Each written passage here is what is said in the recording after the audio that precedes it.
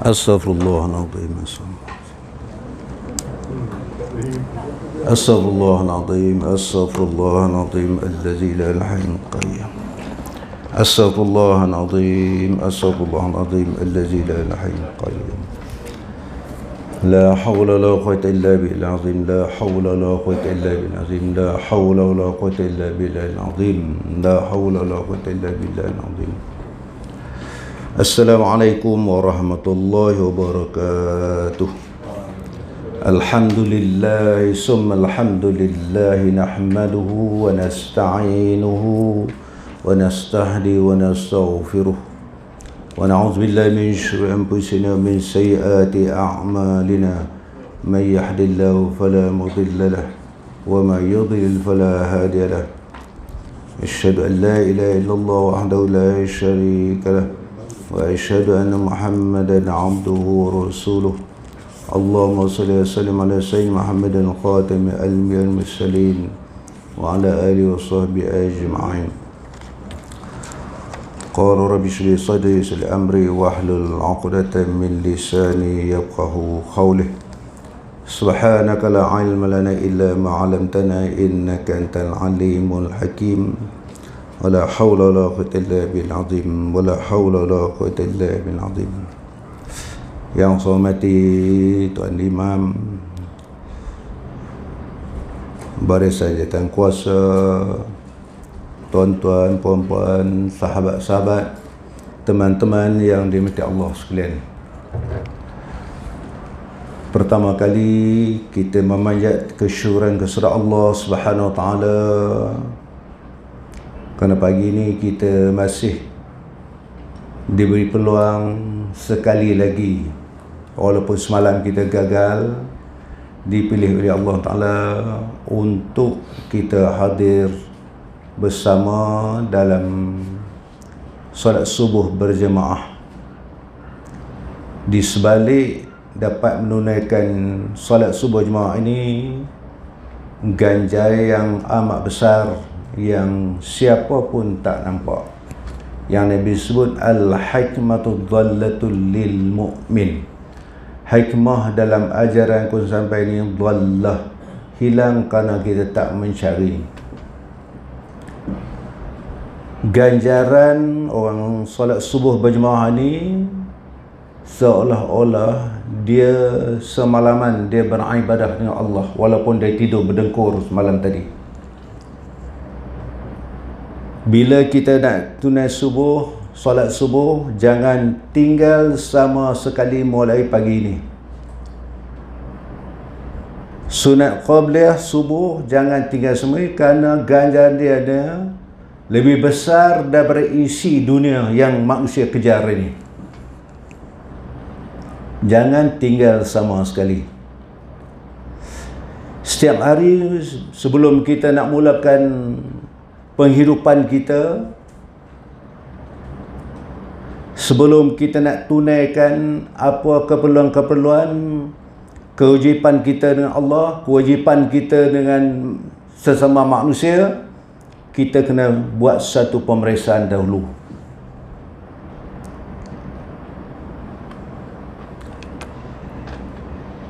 Kita nak datang pagi tadi, kita start motor ke kereta, kita tak tahu masuk gear, kita biar enjin tu berjalan. Kalau lampu temperature naik, kita check balik, check brake kan, check, tekan brake ada okey, kalau brake tak ada tak boleh jalan. Kita kena bangun pagi, jangan terus kita masuk bilik air, relax 5 minit, buat pemeriksaan dulu. Pemeriksaan yang pertama, kita kena cek balik, tanya diri kita pagi ni sihat tak sihat. Sihat tak sihat aku pagi ni? Satu. Yang kedua, tanya hati aku pagi ni tenteram tak tenteram. Ada orang bangun dia tak tenteram tau, sebab dia ada masalah dengan kawan, ada masalah dengan mak ayah dia, dah berapa bulan dia tak balik. Semalam mak dia telefon, dia rasa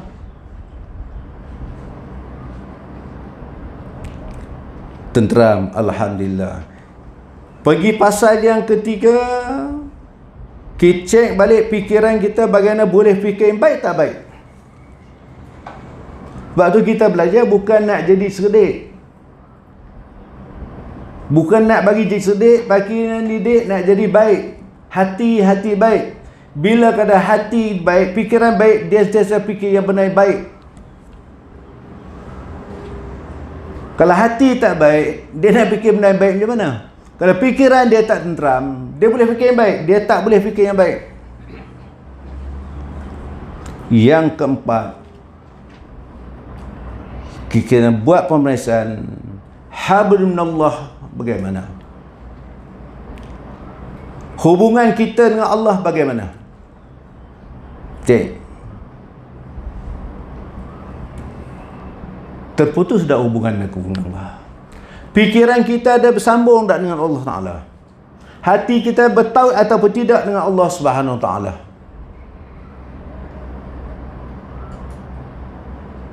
Kita banyak mungut ke tak banyak mungut? Orang yang merungut ini membuat rezeki sukar datang pada dia. Orang yang suka mungut ni, rezeki sukar datang pada dia. Mungut sepanjang. Orang merungut tanda dia tidak tahu bersyukur dengan Allah. Sedangkan apa yang memiliki itu lebih pada orang lain. Orang lain duit banyak, kaya, tapi dia sakit. Dia duit tak banyak, tapi dia sihat. Tanda syukur. Jangan kita cuba membanding-bandingkan rezeki kita dengan rezeki orang lain. Macam Haji Man dapat lebih ni. Kerja tetap macam mana pun, pukul 3 dah balik. Begitulah. Pergi kebun sekejap dia balik. Dia rezeki. Dia ni belajar sama saya dulu, kerja sama-sama. Dia pemandunya, tetapi rezeki dia melimpah ruah. Aku ni. Jangan membanding-bandingkan rezeki orang dengan kita. Lain orang, lain rezeki tau. Dia tak sama. Lain orang, lain rezeki.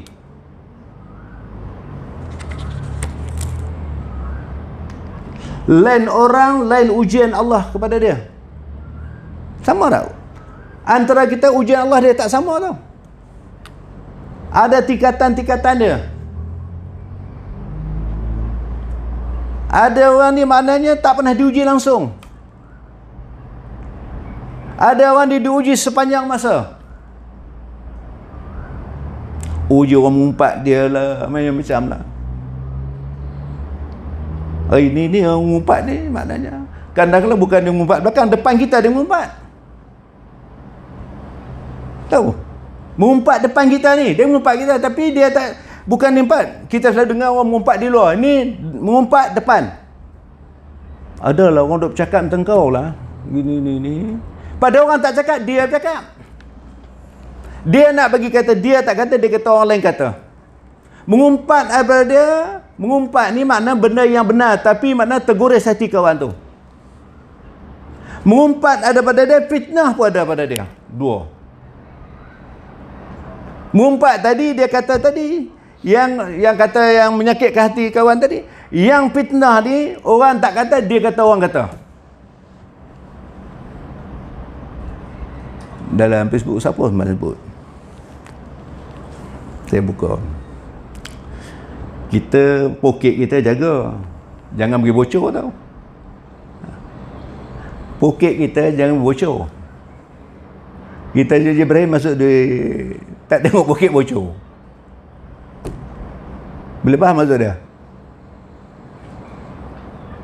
Baca Quran, buat semua macam, tapi pekok bocor. Dia lupa poket dia bocor. Bila poket dia bocor, habis. Kita ni banyak sudut kita nak merhati, nak jaga, memeliharakan.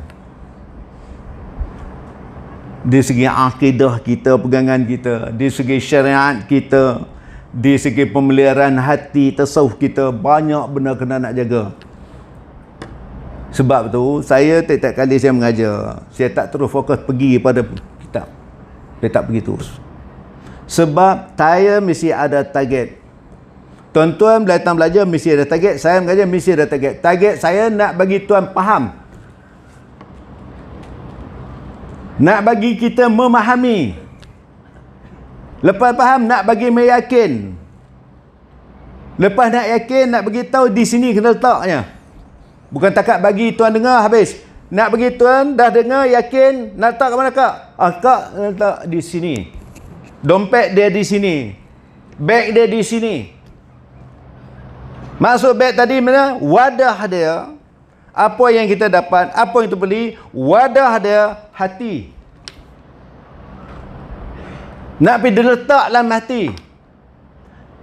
Kita tugasan kita bukan sekadar datang berjemaah, bukan datang duduk majlis ilmu tiap malam. Tugas kita ada selepas pada kita belajar, ada tugasan kita. Tugasan kerja ada. Ialah untuk terus meyakini, nak istiqamah, nak laksana. Nak amal.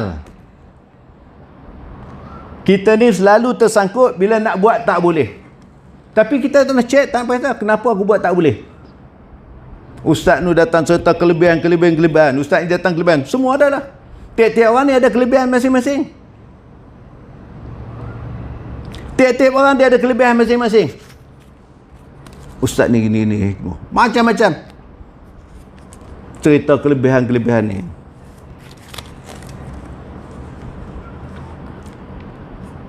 Yang kita nak buat masalah sekarang, kita nak buat tak boleh.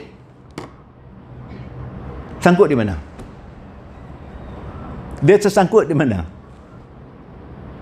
Kita tahu qobliyah ba'da rawatib ni bagus, tapi kadang nak buat tak boleh.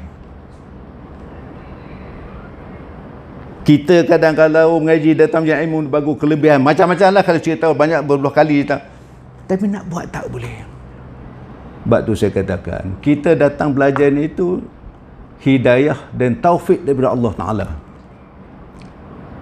Pasal yang kedua, bila kita ilmu dah dapat, makna tuan ni orang berilmu.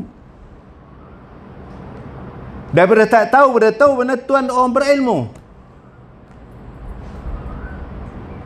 Bila berilmu ni, dia nak kena amal. Masalah tersangkut tadi ni, di mana sangkut?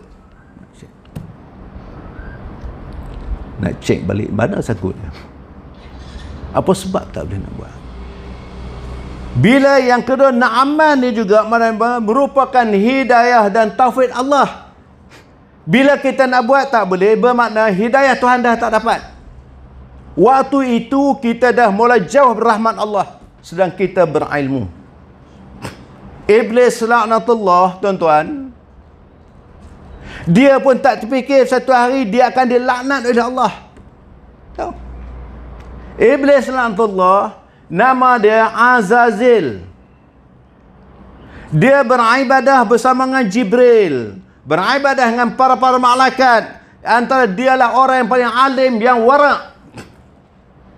Azazil ni. Ribuan tahun dia beribadah dengan Allah Subhanahu Wa Taala. Kita berapa ribu? Berapa puluh tahun? Jadi ustaz mereka 35,000 tahun namanya mengajar.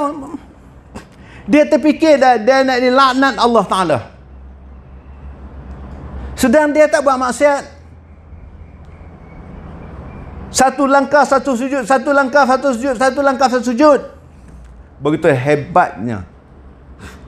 Tetapi bila mana Allah Ta'ala nak jadikan Adam ini sebagai khalifatullah, sebagai pentadbir, sebagai pengurus. Adam ni dia tahu Adam bukan nak duduk dalam syurga, Adam tempat dia di dunia. Bukan tempat tinggal Adam dalam syurga, tapi tempat dia di dunia. Kita tempat kita di syurga, tempat tinggal kita di dunia, transit sini. Nak balik kekal baru di sana. Dia berusaha ribuan tahun ni, tuan-tuan fikirlah tengok. Kita berapa ribu tahun? Puluh tahun baru. Disebabkan penyakit inilah ada dia, penyakit sombong.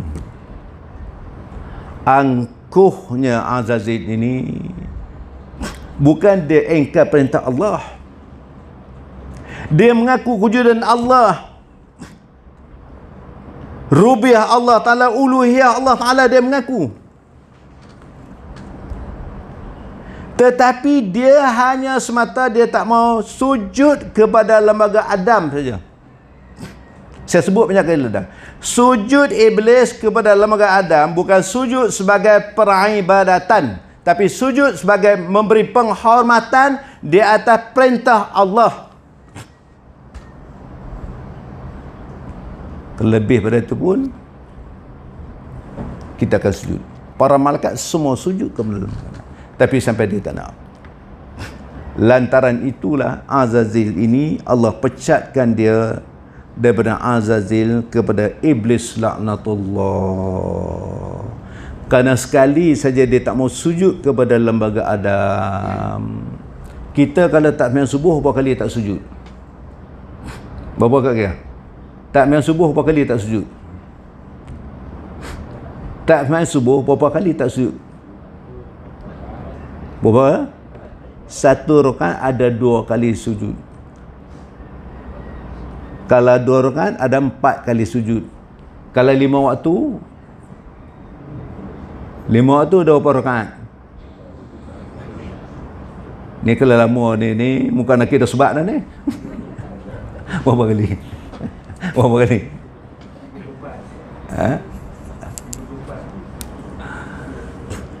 Maknanya berapa kali tak sujud? Kalau direct express 5 waktu langsung kita tak buat, berapa kali tak sujud? Itu kalau sehari. Sedangkan bab sembahyang ni bukan ringan-ringan. Sibuk-sibuk kita waktu jangan tinggal. Sibuk-sibuk jangan tinggal dengan abaikan. Maknanya kalau kita dah tak sembahyang, kita dengan Allah Ta'ala dah tak betul. Dengan Tuhan pun dah tak betul, dengan manusia nak betul. Kalau dengan Allah Ta'ala tak betul, dengan manusia lagi tak betul. Dengan Tuhan dia tu boleh. Dia nak takut apa? Dia tak kenal Allah. Kita nak jadi orang bertakwa ni orang yang kenal Allah. Kalau dia tak kenal Allah, dia nak bertakwa macam mana? Tok Imam bacalah hari Jumaat, ittaqullah, ittaqullah. Naklah kamu takut kepada Allah. Nak takut macam mana dia tak kenal? Nak khusyuk dalam sembahyang mana buat dia tak kenal? Nak ikhlas macam mana maknanya? Dia pun tak kenal nak ikhlas untuk siapa? Macam kita lah nak tak kata nak bagi orang tu tak kenal. Tak ikhlas. Semua ilmu fiqh ke ilmu tasawuf terbit daripada ilmu tauhid. Keluar daripada ilmu tauhid. Wajib sembahyang ni perintah kena Allah. Kalau Allah itu sebagai Rabb, kita tak kenal. Bila tak kenal orang takut macam mana? Saya dah sebut dalam minggu lepas mana. Salah satu tanda Allah Ta'ala tarik ilmu ni pada manusia ini. Ilmu pertama dia tarik ilmu kekhusyukan dalam sembahyang.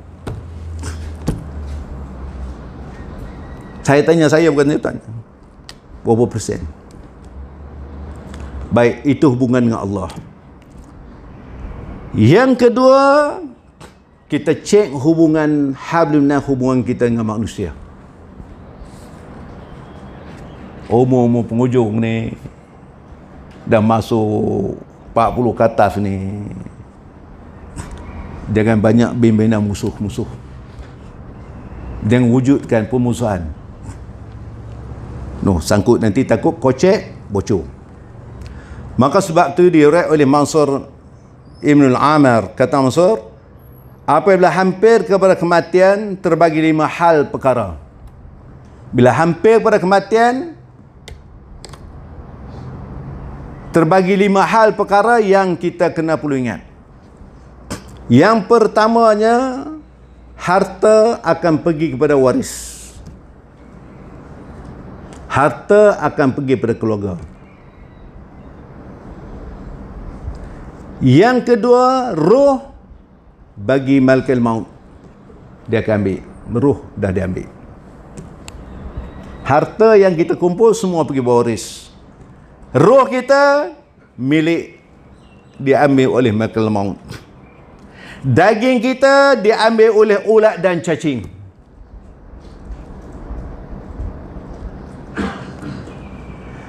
Yang keempat, tulang kita dimiliki oleh tanah. Amalan kita, kebaikan kita, sedekah kita, kebajikan kita telah menjadi milik orang yang kita zalim. Orang yang kita mengumpat, orang yang kita caci, orang yang kita buat dengki khianat masa dunia dulu, semua amal kebaikan balik pada dia. Waktu itu poket kau bocor tak? Bocor tak poket? Terduduk tak? Bila amalan kita dah tak ada pula, Allah ambil kejahatan orang yang kita buat dengki khianat tu, bagi kat kita balik. Dosa dia buat dapat kat kita. Amalan kita dia dah ambil. Bila dah habis, Tuhan bagi kejahatan tadi yang kita buat tadi, yang dia buat tadi dapat.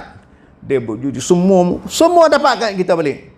Bukan bertambah amal ibadah, tapi tambah kebajikan, kejahatan yang orang tu buat. Orang mana tu? Orang yang dikena. Sebab tu hablun nas ni kena jaga sungguh. Maka sebab tu dalam Quran Allah Ta'ala sebut duribat alaimu zillah aynama siqifu illa bihablillah wa hablin nas. Duribat alaimu zillah, kamu akan ditimpa kehinaan, akan ditimpa kecelakaan, ditimpa kesusahan. Aynama siqifu, kamu duduklah di mana pun. Illa malaika bihablillah, kamu kena bina hubungan dengan Allah, wa hablin nas, dan bina hubungan manusia dengan manusia. Sebab ni malam pagi ni saya tak dapat nak fokus kitab Risau Tauhid kita sebab tak ke semua datang. Saya ingat sahabat kita pula. Pada inilah dia pun.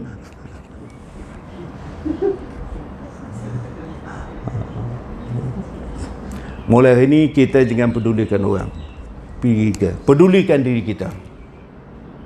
Kita ni kalau semalaman fikir orang, fikir diri kita. Oh, okay, pagi ni aku dapat dah jemaah. Pagi ni aku dapat dah kuliah. Pagi ni aku baca Quran tak? Pedulikan diri kita, jangan peduli.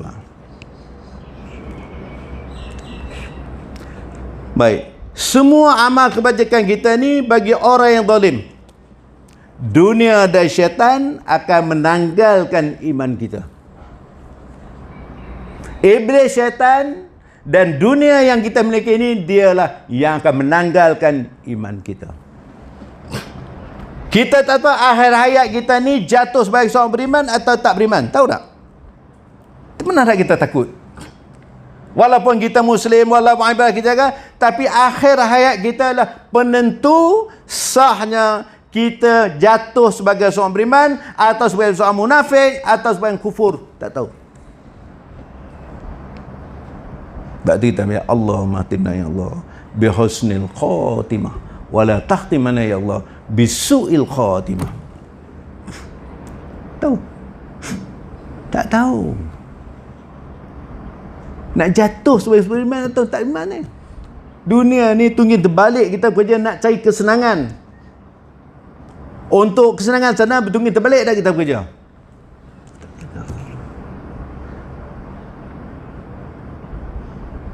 Tiap-tiap orang ni ada kelebihan. Tuan-tuan, orang yang berilmu, kita kena fikir cara orang berilmu. Tak boleh fikir cara orang tak berilmu. Tuan-tuan, ahli ibadah, kena fikir cara orang ahli ibadah. Jangan nak sama pula. Tak boleh. Tiap-tiap orang ni ada kelebihan dia. Ada orang kelebihan dia sabar. Saya tak ada apa. Ada orang dia kelebihan sabar. Angkat kata pada senyum. Ada orang kelebihan dia pemurah. Sama tak sama? Tak sama. Ada orang ni sabar tapi tak hidung masin. Ada orang dia mudah mengasihani orang. Dia tengok kesian, tengok susah dia kesian. Dia mudah kasihan walaupun dia nampak bengis. Ada orang dia cepat beri salam. Dia buat Assalamualaikum. Ada orang pula dia tunggu. Siapa? Tengok siapa pergi dulu, siapa beri salam dulu. Kita bagi salam pula pada orang yang kenal, orang tak kenal bagi salam tak? Kita bagi salam, Bang kenal ke? Dia tanya pula, kenal ke bagi? Imam Zul bagi salam Encik Ibrahim. Kenal kan? Encik Ibrahim. Oh. Dia tanya kenal pula. Maknanya bagi salam mana kenal lah. Kita faham orang bagi salam, orang yang kenal. Tak kenal, tak payahlah pasal malam. Assalamualaikum. Assalamualaikum. Tapi maknanya salam. Ada orang kelebihan dia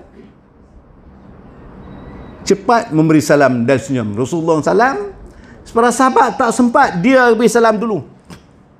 Sahabat cuba asal, Nabi dah siap. Itu kelebihan Rasulullah salam. Ada orang dia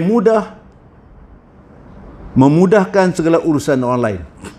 Dia memudah. Ada orang yang tak buat apa-apa pun, dia diam. Tapi dia tak ganggu orang. Ada jenis orang tu tak? Dia tak buat apa satu. Orang kata kuliah ke apa, dia tak buat. Dia tak kacau orang. Duk hal dia. Bagus sungguh dia ni. Tak kamar hidup tu. Kita ada sebut tu. Dia ni bagus kamar hidup ni. Dia tak kacau orang, dia kuliah pun tak bagi. Dia tak kisahlah hal dia je. Dia tak ganggu orang. Kita kata baik. Baik pada kita, baik macam mana? Sebab tu saya ada sebut dalam hadis yang Nabi sebut dulu. Man yuridillahu bi khairan yufaqihu fid din. Man yuridillahu bi khairan, barang siapa Allah kendak dia jadi orang yang baik, khairan baik, yufaqihu fid din, Allah bagi dia faham agama. Cinta agama. Tu tanda. Kita ni sahabat-sahabat semua, kita nak jaga umur yang penghujung ni. Umur penghujung ni maknanya kita kena laju. Kena ada pentingkatan di amal Nabi dah. Jangan pergi umur penghujung, pergi mengundur. Dulu rajin, dulu. Tuhan nak jaga umur yang terakhir. Tak aja kita ni, saya kata pedulikan kita ni, jaga kita semakin dekat semakin jauh. Jangan baca dah. Kalau Tuhan tak pilih, buat macam mana? Tuhan hati. Tuhan tutup macam mana? Tak nampak. Nak istiqamah tuan-tuan kan senang ke? Kita ni ada dulu surau. Ingat tak surau? Surau sebelah rumah saya tu. Sampai sekarang berapa lapis dah? Tukar ganti, silih ganti. Ingat tak? Berapa lapis dah? Bahagia masing-masing tak? Tu saya kata, tiap-tiap satu adalah ketentuan Allah. Kalau dah tentukan dia istiqamah awal, Allah akan tentu. Nasib kita pun tak sama, ketentuan Allah. Tuhan tentu, jangan risaulah.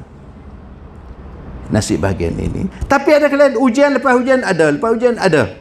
Sebab tu saya kata, jangan merungut saja. Rezeki ni maknanya bukan duit je. Rezeki ni dapat sahabat, rezeki dapat harta minyamu. Itu rezeki. Jangan mungut.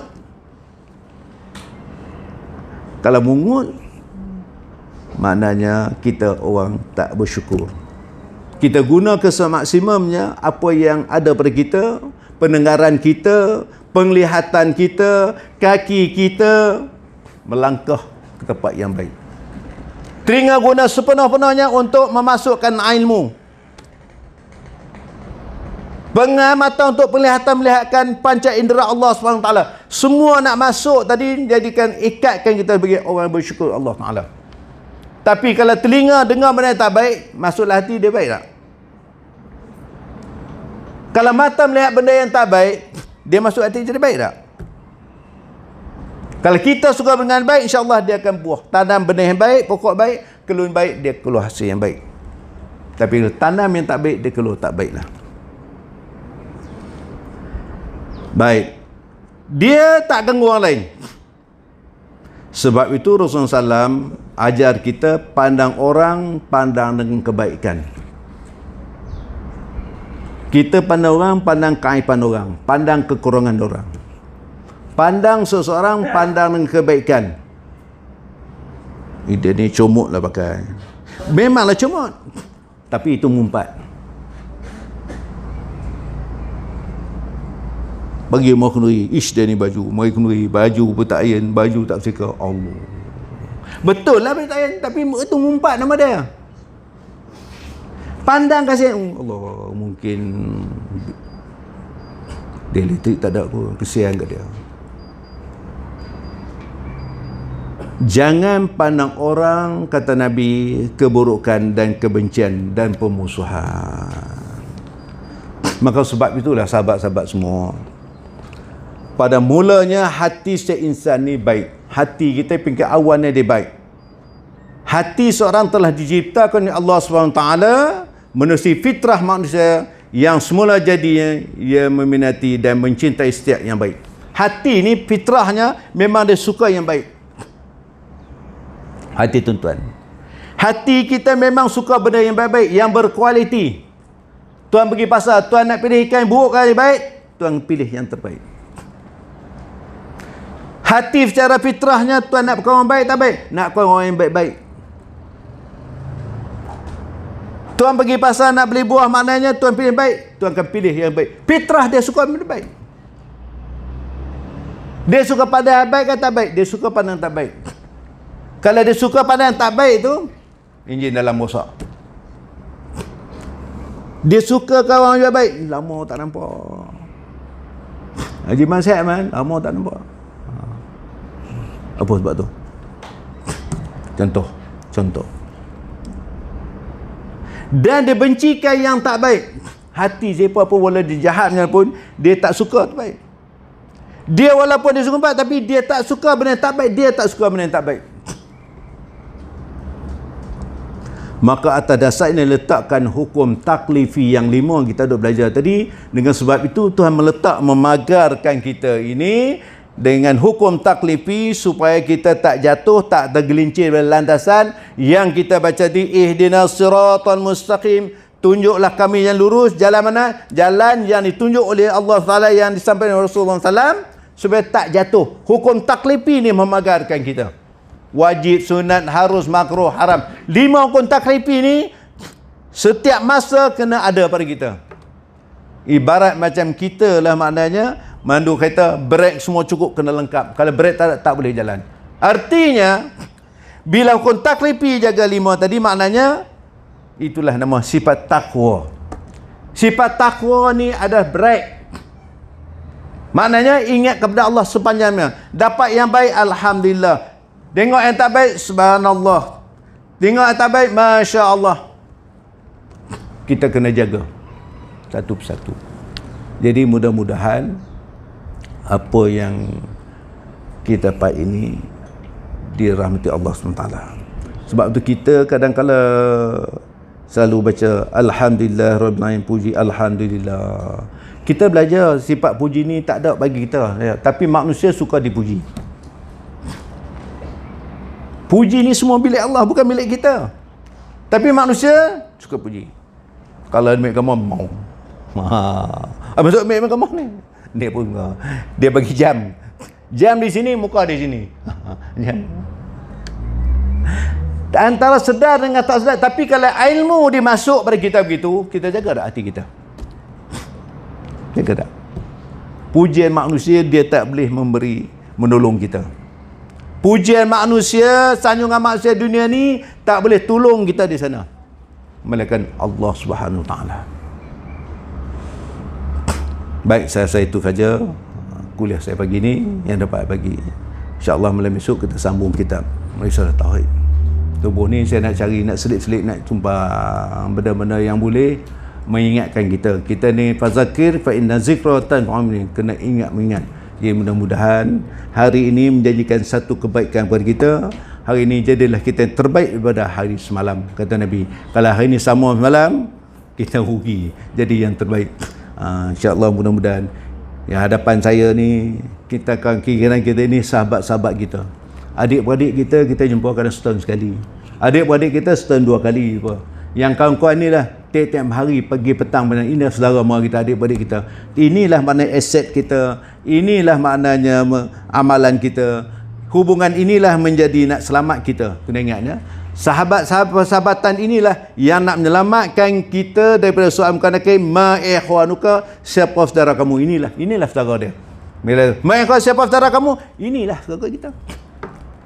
Ukhuwah, sama-sama berjemaah, sama rokok, sama sujud, inilah aset kita. Jangan kita pandang enteng mana. Maka sebab tu kita kena pandangan sepenuh kasih sayang sahabat-sahabat kita ni. Mudah-mudahan Allah beri hidayah kepada kita, Allah beri taufik dan hidayah kepada kita, Allah beri istiqamah kepada kita untuk kita terus menghadap Allah SWT. Kita kena rasakan kita dalam ilmu, kita sedang menghadap. Kita kena rasakan kita disayang dan dipayung oleh malaikat. Bila kita rasakan ibadah kita hadapan Allah Ta'ala, makna kita kena dapat tumpu kekhusyukan dengan sepenuh-penuhnya. Tahu apa yang kita buat untuk siapa. Jangan sampai tak tahu buat apa, habis berat. Wallahu alam, aqulu hadza astaghfirullah azim li wa lakum li asal muslimin wal muslimat wal mu'minin wal mu'minat fastaghfiru fa ya fazal mustaghfirin wa ya najata tabi. Assalamualaikum warahmatullahi wabarakatuh.